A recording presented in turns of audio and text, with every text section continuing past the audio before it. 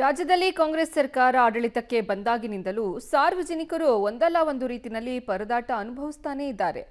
ಕೆಲ ದಿನಗಳ ಹಿಂದೆಯಷ್ಟೇ ನೋಂದಣಿ ಕಚೇರಿಗಳಲ್ಲಿ ಸರ್ವರ್ ಸಮಸ್ಯೆಗೆ ಜನ ಸಂಕಷ್ಟಕ್ಕೆ ಒಳಗಾಗಿದ್ರು. ಇದೀಗ ಅಂಥದ್ದೇ ಮತ್ತೊಂದು ಸಮಸ್ಯೆ ತಲೆದೂರಿದೆ. ಅದರ ಡೀಟೇಲ್ಸ್ ಇಲ್ಲಿದೆ.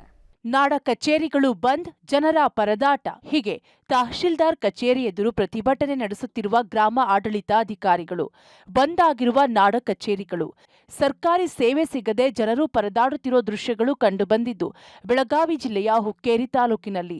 ರಾಜ್ಯದಲ್ಲಿ ಅನಿರ್ದಿಷ್ಟಾವಧಿವರೆಗೆ ಗ್ರಾಮ ಆಡಳಿತ ಅಧಿಕಾರಿಗಳ ಪ್ರತಿಭಟನೆ ಹಿನ್ನೆಲೆಯಲ್ಲಿ ದಿನನಿತ್ಯ ಸಾರ್ವಜನಿಕರು ಪರದಾಡುವಂತಾಗಿದೆ. ಜಾತಿ ಪ್ರಮಾಣ ಪತ್ರ, ಆದಾಯ ಪ್ರಮಾಣ ಪತ್ರ ಸಿಗದೆ ಸಾರ್ವಜನಿಕರು ಪರದಾಡುತ್ತಿದ್ದಾರೆ. ಇನ್ನು ಸರ್ಕಾರಿ ಸೇವೆ, ಸಾಲ ಸೌಲಭ್ಯ ಪಡೆಯಲು ರೈತರು ಪಹಣಿ ಪತ್ರ ಸಿಗದೆ ರೈತರು ಸಂಕಷ್ಟಕ್ಕೆ ಸಿಲುಕಿದ್ದಾರೆ. ಇದರಿಂದ ರೋಸಿ ಹೋದ ಜನ ಸರ್ಕಾರದ ವಿರುದ್ಧ ಹಿಡಿ ಶಾಪ ಹಾಕುತ್ತಿದ್ದಾರೆ. ನಮಗೂ ಎಲ್ಲ ಕಾಸ್ಟ್ ಇನ್ಕಮ್ ಹುಡುಗರ್ದು ಅರ್ಜೆಂಟ್ ಸಾಲಿಯೋ ಸಂಬಂಧ ಬೇಕಾಗಿದ್ವು ರೀ. ಅದಕ್ಕೆ ಈಗ ಕಾಸ್ಟ್ ಇನ್ಕಮ್ ತೆಗಿಬೇಕಾದ್ರೆ ಪ್ರಮಾಣ ಪತ್ರ ಕೂಡ ತಲಾಟಿಗಳು ಎಲ್ಲ ಬಗಲ ಹಿಕ್ಕೊಂಡು ಬಿಟ್ಟಾರೆ. ಎಲ್ಲದ ಆಫೀಸ್ಗಳು ಕಿಲಿ ಹಾಕ್ಯಾರು, ಊರಾಗೂ ಕಿಲಿ ಹಾಕ್ಯಾರು. ಊರಾಗ ಪ್ರಮಾಣ ಪತ್ರ ಸಿಗಾನಿಲ್ಲ ರೀ, ಯಾವ ನಮ್ದು ಒಂದು ಕೆಲಸ ಆಗಾನಿಲ್ಲ ರೀ. ಹಿಂಗಾಗಿ ನಾವು ಬರೋದು ಹೊಳ್ಳಿ ಹೋಗೋದು ಹುಡುಗರಿಗೆ ಸಂಬಂಧ ಸಾಲಿ ಸಂಬಂಧ ನಮ್ಗೆ ಅರ್ಜೆಂಟ್ ಇದಾವೆ ರೀ. ಅರ್ಜೆಂಟ್ ಇದ್ದಾಗ ಯಾವ ಕೆಲಸ ಮಾಡಾನಿಲ್ಲ ರೀ. ಅವ್ರು ಪರಿಹಾರ ಮಾಡ್ರೆ ನಮ್ಮ ಕೆಲಸ ಮುಂದಿನ ಚಾಲು ಆಗ್ತಾವೆ ರೀ. ಇಲ್ಲ ರೈತರು ಬರೋದು ಹೊಳ್ಳಿ ಹೋಗೋದು ಎಲ್ಲ ಕೆಲಸ ಬಿಟ್ಟು ಬಂದು ಹೊಳ್ಳಿ ಹೋಗೋದು ಹಿಂಗಾಗೈತೆ ರೀ. ಅದಕ್ಕೆ ಒಂದು ಸ್ವಲ್ಪ ಲಗೋಟ್ ಅವ್ರದ್ದು ಏನು ಪರಿಹಾರ ಮಾಡಿ ನಮ್ದು ಶುರು ಮಾಡಿಕೊಟ್ರೆ ಚಲೋ ಆಕೈತಿ, ಅನುಕೂಲ ಆಕೈತಿ. ಇನ್ನು ಗ್ರಾಮ ಆಡಳಿತ ಅಧಿಕಾರಿಗಳ ಪ್ರತಿಭಟನೆ ಹಿನ್ನೆಲೆಯಲ್ಲಿ ಭೂಮಿ ಶಾಖೆ ಸೇರಿದಂತೆ ತಹಶೀಲ್ದಾರ್ ಕಚೇರಿಗಳ ಬಹುತೇಕ ವಿಭಾಗಗಳು ಬಂದಾಗಿವೆ. ತಹಶೀಲ್ದಾರ್ ಕಚೇರಿ ಸೇರಿದಂತೆ ನಾಡ ಕಚೇರಿಯಲ್ಲಿ ಕಾರ್ಯನಿರ್ವಹಿಸುತ್ತಿರುವ ಗ್ರಾಮ ಆಡಳಿತ ಅಧಿಕಾರಿಗಳು ಪ್ರತಿಭಟನೆ ನಡೆಸ್ತಾ ಇದ್ದು ಸರ್ಕಾರಿ ಸೇವೆ ಸಿಗದೆ ಜನರು ಪಡಬಾರದ ಕಷ್ಟ ಪಡುತ್ತಿದ್ದಾರೆ. ಪ್ರತಿಭಟನೆಯಿಂದ ಕಂದಾಯ ಇಲಾಖೆಯ ಬಹುತೇಕ ಸರ್ಕಾರಿ ಕೆಲಸಗಳು ಸ್ಥಗಿತವಾಗಿವೆ.